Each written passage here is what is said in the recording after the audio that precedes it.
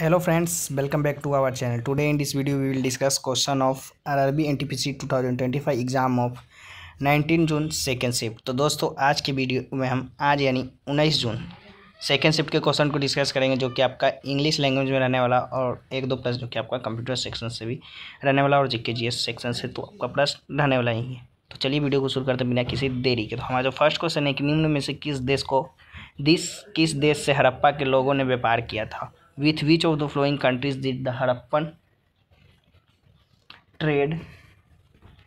तो according to the evidence, the people of Harappan used trade with Afghanistan, Persian and Oman. प्रमाणों के अनुसार हड़प्पा के लोग अफगानिस्तान, पर्सिया और ओमान के साथ जो कि व्यापार करते थे। तो जो भी ऑप्शन में आपका होगा तो राइट आंसर तीनों में से कोई एक हो जाएगा। चलिए नेक्स्ट क्वेश्चन की ओर बढ़ते हैं। नेक्स्ट आपका राष्ट्रीय महिला आयोग के अध्यक्ष कौन है? Who is the chairperson of the national Commission for women? तो विजय किशोर राहतकर जो कि आपका है तो राइट आंसर हो जाएंगे। Recently Vijay Kishore Rahatkar was appointed as the new chairperson of National Commission for Women NCW. She is the 9th chairperson of National Commission for Women. She has earlier been chairperson of the Maharashtra State Women Commission from 2016 to 21. The National Commission for Women was established in 1992 as a statutory body. हाल ही में विजय किशोर राहतकर को जो कि राष्ट्रीय महिला आयोग NCW का जो कि नया अध्यक्ष नियुक्त किया। ये राष्ट्रीय महिला आयोग की 9वीं अध्यक्ष जो कि आपका है, ये इससे पहले 2016 से 2021 तक महाराष्ट्र राज्य महिला आयोग की जो कि अध्यक्ष रह चुकी हैं। राष्ट्रीय महिला आयोग की स्थापना की बात करें 1992 में सांविधिक निकाय के रूप में जो कि आपका किया गया था। चलिए नेक्स्ट क्वेश्चन की ओर बढ़ते हैं। नेक्स्ट आपको भारत के राष्ट्रपति द्वारा उच्च न्यायालय के न्यायाधीश की नियुक्ति किसके परामर्श से की जाती है? In constitution with whom is the appointment of a high court जज made by the parliament of India. तो भारत के मुख्य न्यायाधीश, उच्च न्यायालय के मुख्य न्यायाधीश और राज्यपाल, chief justice of India, chief justice of high courts and governor. Under article 2017 of Indian constitution the appointment of अ जज of a high court can be made by the President of India. The consultation process involves the Chief Justice of India, concerned high courts and the governor of the concerned state. The Chief Justice of India is highest judicial authority in the country and is responsible for administration of Supreme Court. The Chief Justice of India must consult with the two senior most judges of the Supreme Court, but this is not the consultation process. The Chief Justice of India, the Chief Justice of High Court to which the appointments is to be made are not only authorities involved in the consultation process. The Council of Ministers has no role in the appointment of a judge of a high court. यानी भारत संविधान के अनुच्छेद 217 के अंतर्गत उच्च न्यायालय के न्यायाधीश की नियुक्ति जो कि भारत के राष्ट्रपति द्वारा की जा सकती है। परामर्श प्रक्रिया में भारत के मुख्य न्यायाधीश, संबंधित उच्च न्यायालय के मुख्य न्यायाधीश और संबंधित राज्य के राज्यपाल जो कि शामिल होते हैं। भारत के मुख्य न्यायाधीश जो कि देश के सर्वोच्च न्यायिक पदाधिकारी जो कि होते हैं, वे सर्वोच्च न्यायालय के प्रशासन के लिए उत्तरदायित्व होते हैं। भारत के मुख्य न्यायाधीश को सर्वोच्च न्यायालय के 2 वरिष्ठतम न्यायाधीशों के साथ परामर्श करना चाहिए, लेकिन एकमात्र परामर्श प्रक्रिया नहीं है।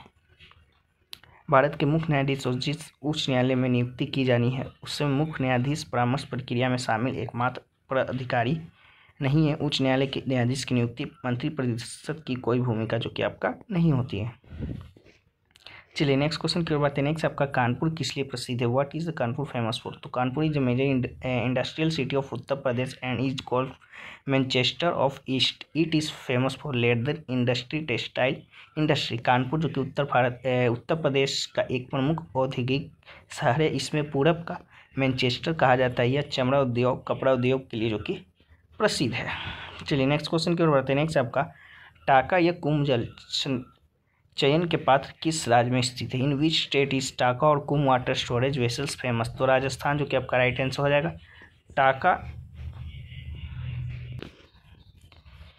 टाका और kumbh water harvesting vessels is called taka in the state of Rajasthan. It is traditional rain water harvesting technique use in the Thar desert of region. Taka is an underground tank commonly found in the Bikaner homes built to collect rainwater from rooftops of catchment areas टाका या कुंभ जल संचयन जो कि आपका के पात्र को राजस्थान राज्य में टाका कहा जाता है। यह एक पारंपरिक वर्षा जल संचयन तकनीक है जो थार रेगिस्तान क्षेत्र में इस्तेमाल होती है। टाका एक भूमिगत टैंक होता है जो आमतौर पर बीकानेर के घरों में पाया जाता है। यह छतों या जल ग्रहण क्षेत्रों में वर्षा जल एकत्र करने के लिए बनाया जाता है। चलिए नेक्स्ट क्वेश्चन की ओर बढ़ते हैं। नेक्स्ट आपका रक्त में हीमोग्लोबिन क्या होता है? What does haemoglobin in the blood contain? तो आयरन जो कि आपका होता है, तो राइट आंसर हो जाएगा haemoglobin in the blood contains iron. Hemoglobin is a protein found in red blood cells and helps carry oxygen from the lungs to the rest of the body. Iron is an important component of hemoglobin enabling it to bind to oxygen. रक्त में haemoglobin में iron होता है। Haemoglobin एक protein है जो लाल रक्त कोशिकाओं में पाया जाता है और यह ऑक्सीजन को फेफड़ों से शरीर के बाकी हिस्सों में जो कि ले जाने में मदद करता है। आयरन हीमोग्लोबिन का एक महत्वपूर्ण घटक है जो इसे ऑक्सीजन से बांधने में सक्षम बनाता है। चलिए नेक्स्ट क्वेश्चन की ओर बढ़ते हैं। नेक्स्ट आपका थांगता एक मार्शल आर्ट के रूप में भारत में किस राज्य से जुड़ा है? Thangta form of martial art associated with which state of India? तो मणिपुर में, जो कि मणिपुर से जुड़ा है, तो राइट आंसर हो जाएगा। Thangta is a traditional martial art of Manipur also known as war dance. It is perform with the sword and spears and also include physical, moral and spiritual education. Thangta Manipur का एक पारंपरिक मार्शल आर्ट है जिसे युद्ध नृत्य के रूप में जो कि जाना जाता है। यह तलवार और भाले के साथ किया जाता है और इसमें शारीरिक, नैतिक, आध्यात्मिक शिक्षा जो कि शामिल है। चलिए नेक्स्ट क्वेश्चन की ओर बढ़ते हैं। नेक्स्ट आपका 2023-24 में भारत का सबसे व्यस्त हवाई अड्डा कौन सा है? Which is the busiest airport in India in 2023-24? तो इंदिरा गांधी इंटरनेशनल एयरपोर्ट जो कि दिल्ली में आपका है, तो राइट आंसर हो जाएगा। The busiest airport in India 2023-24 is Indira Gandhi international airport in Delhi. It handle 73,67,3,708 passenger, making it the busiest airport in India. 2023-24 में भारत का सबसे व्यस्त हवाई अड्डा की बात करें तो इंदिरा गांधी अंतर्राष्ट्रीय हवाई अड्डा जो कि दिल्ली में आपका है। चलिए नेक्स्ट क्वेश्चन की ओर बढ़ते हैं। नेक्स्ट आपका मौलिक कर्तव्य भारत के संविधान में किस अनुच्छेद में नहीं थे? Fundamental duties are contain in which of the Indian constitution? तो आर्टिकल 51A में जो कि आपका है, तो आर्टिकल 51A जो कि राइट आंसर हो जाएगा। In the constitution of India fundamental duties are mention in article 51A। There was no list of fundamental duties in the original constitution. Fundamental duties were added to the Indian Constitution by 42nd Amendment, Constitutional Amendment Act 1976, Part 4A, and Article 51A were added to the Indian Constitution by 42nd Constitutional Amendment. Fundamental duties were added to the Indian Constitution on the recommendation of Swansea Committee. The Constitution initially had only 10 fundamental duties. One more fundamental duties were added to the Constitution by 86 Constitutional Amendment Act 2002. At present time, the Indian Constitution contains 11 fundamental duties. The idea of fundamental duties was borrowed from the Russian Constitution. Bharat के संविधान में मौलिक कर्तव्यों का उल्लेख जो कि आपका अनुच्छेद 51A में जो कि किया गया है। मूल संविधान में मौलिक कर्तव्यों की यह कोई सूची नहीं है, बल्कि इसमें संवैधानिक संशोधन अधिनियम 1976 द्वारा भारतीय संविधान में मौलिक कर्तव्यों को जो कि जोड़ा गया है। 42वें संविधान संशोधन द्वारा भारतीय संविधान में भाग 4A और अनुच्छेद 51A को जोड़ा गया है। स्वांसी समिति की सिफारिश पर मौलिक कर्तव्य को भारतीय संविधान में जोड़ा गया है। संविधान में प्रारंभ में केवल 10 मौलिक कर्तव्य थे। 6वें संविधान संशोधन अधिनियम 2002 द्वारा संविधान में एक और मौलिक कर्तव्य जो कि जोड़ा गया है। वर्तमान में बात कर ले तो 11 मौलिक कर्तव्य है। मौलिक कर्तव्यों को विचार को जो कि आपका रूसी संविधान से ग्रहण किया गया है। चलिए नेक्स्ट क्वेश्चन की ओर बढ़ते हैं। नेक्स्ट भारतीय संविधान के अनुच्छेद 44 में किसके लिए प्रावधान है?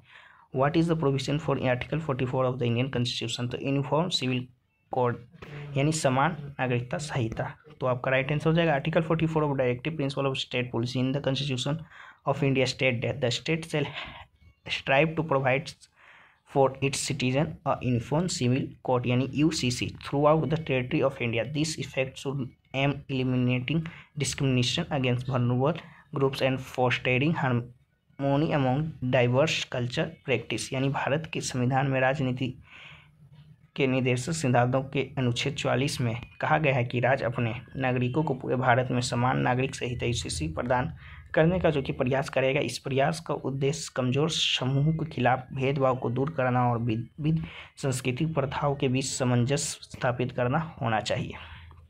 चलिए नेक्स्ट क्वेश्चन की ओर बढ़ते हैं। नेक्स्ट आपका मुद्रा का विमुद्रीकरण कब किया गया? When was the currency demonetization done? तो 3 बार जो कि करा गया है। Demonetization has happened 3 times in India till now, namely in 1946, 1978, 2016। Bharat में विमुद्रीकरण अब तक 3 बार हो चुका है, अर्थात 1946 में, 1978 में और 2016 में।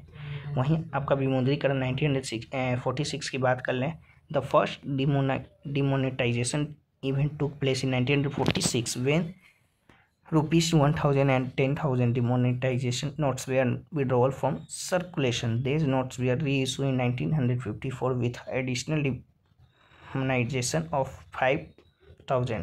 यानी पहली विमुद्रीकरण घटना जो कि 1946 में हुई थी, उस समय 1,000 रुपये और 10,000 रुपये में मूल्य वर्ग के नोटों को जो कि प्रचलन से हटा दिया गया था। वहीं 1954 में इन नोटों को पुनः जो कि 5,000 के अतिरिक्त मूल्य वर्ग के साथ जो कि जारी किया गया। सेकंड की बात कर ले डिमोनेटाइजेशन की, जो कि 1978 में आपका हुआ था। The second demonetisation in India happened in 1978। At that time the prime minister was Morarji Desai. During the second demonetisation 1,500 and 10,000 notes where taken out from circulation. Bharat में दूसरी नोटबंदी जो कि 1978 में हुई थी, उस समय प्रधानमंत्री मोरारजी देसाई जो कि थे, दूसरी नोटबंदी के दौरान 1,000, 5,000 और 10,000 के नोटों को जो कि चलन से बाहर कर दिया गया था। चलिए नेक्स्ट क्वेश्चन की ओर बढ़ते हैं। नेक्स्ट आपका तीसरी बार जो कि आपका डिमोनेटाइजेशन 2016 में हुआ था। The latest demonetisation was announced by the prime minister Narendra Modi on November 8, 2016. During this demonetization, 500 and 1,000 notes were taken out from circulation. प्रधानमंत्री prime minister Modi also released 500 and 2,000 demonetized notes after demonetization. नवीनतम विमुद्रीकरण की घोषणा 8 नवंबर 2016 को जो कि प्रधानमंत्री नरेंद्र मोदी द्वारा की गई थी। इस विमुद्रीकरण के दौरान 500 और 1,000 के नोट प्रचलन से बाहर जो कि कर दिए गए थे। प्रधानमंत्री मोदी ने विमुद्रीकरण के बाद 500 और 2,000 मूल वर्ग के नए नोट जो कि जारी किए थे। चलिए नेक्स्ट क्वेश्चन की ओर बढ़ते हैं। नेक्स्ट आपका 2025 में न्यूयॉर्क टाइम्स को कौन सा पुरस्कार मिला? Which award has been receive by the New York Times in 2025? The New York Times has receive the Pulitzer prize. This award given for outstanding performance in the field of journalism, literature and musical composition. New York Times को Pulitzer पुरस्कार जो कि मिला था। यह पुरस्कार पत्रकारिता, साहित्य, संगीत रचना के क्षेत्र के उत्कृष्ट प्रदर्शन के लिए जो कि दिया जाता है। चलिए नेक्स्ट क्वेश्चन की ओर बढ़ते हैं। नेक्स्ट आपका हड़प्पा काल में आभूषण किससे बना होता है? What was Harappa jewellery made up of? A variety of material were used to make Harappan jewellery including gold, silver, copper, ivory and a variety of precious and semi precious stones. बात करें हड़प्पा काल में आभूषण बनाने के लिए विभिन्न प्रकार की सामग्रियों का जो कि उपयोग किया जाता था, जिसमें सोना, चांदी, तांबा, हाथी दांत और विभिन्न प्रकार के कीमती और अर्ध कीमती पत्थर जो कि शामिल थे। चलिए नेक्स्ट क्वेश्चन की ओर बढ़ते हैं। नेक्स्ट आपका यदि कोई घटना 0.01 सेकंड में पूरी होती है तो उसकी आवृत्ति यानी फ्रीक्वेंसी कितनी होगी? If an event is completed in 0.01 second then what will be its frequency? तो 100 हद जो कि आपका होगा, तो राइट आंसर 100 हद जो कि आपका हो जाएगा। तो ये रहा क्वेश्चन जो कि आज के सेकंड शिफ्ट में पूछे गए थे। और बाकी धीरे धीरे जितने भी क्वेश्चन मिलते हैं हम उन्हें PDF में शामिल कर दे चुकी है। आपका PDF नाइट में जो कि टेलीग्राम पे अपलोड हो जाएगा, तो टेलीग्राम चैनल पे ज्वाइन हो जाएगा। और साथ ही में हमारे चैनल को सब्सक्राइब कर लीजिएगा। 1000 सब्सक्रिप्शन से थोड़ा सा करीब है, तो आप लोग जल्दी जल्दी सब्सक्राइब करके पूरा कर दीजिए। बाकी चलिए फिर मिलते हैं नेक्स्ट किसी और वीडियो में। तब तक के लिए जय हिंद, जय भारत।